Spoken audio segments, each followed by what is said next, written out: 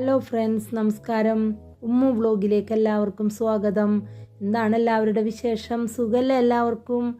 അപ്പോൾ നമുക്ക് നെല്ലിക്ക ഉപ്പിലിടാം അല്ലേ?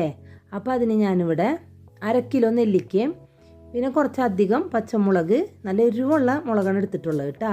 അപ്പോൾ നെല്ലിക്ക നല്ലപോലെ കഴുകി ഒട്ടും വെള്ളമില്ലാണ്ട് ഞാൻ ഇങ്ങനെ തുണി വെച്ച് തുടച്ചെടുക്കുന്നുണ്ട് കേട്ടോ.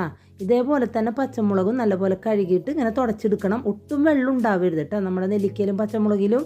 പിന്നെ ഞാനിവിടെ കുറച്ച് വെള്ളം അടുപ്പത്ത് വെച്ചിട്ടുണ്ട്. അതിലേക്ക് 1/4 കപ്പ് ഉപ്പിട്ട് കൊടുത്തിട്ടുണ്ട്.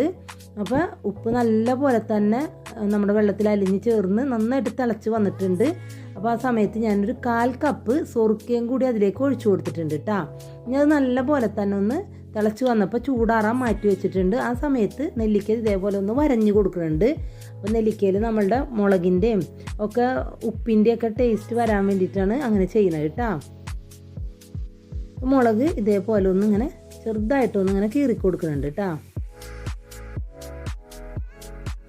പിന്നെ ഞാനിവിടെ ഒരു ചില്ലിൻ്റെ പാത്രമാണ് എടുത്തിട്ടുള്ളത്, കുപ്പിയാണ് എടുത്തിട്ടുള്ളത്. അതിലേക്ക് നമ്മൾ കീറി വെച്ച പച്ചമുളകും നെല്ലിക്കയും ഇട്ട് കൊടുത്തിട്ടുണ്ട്.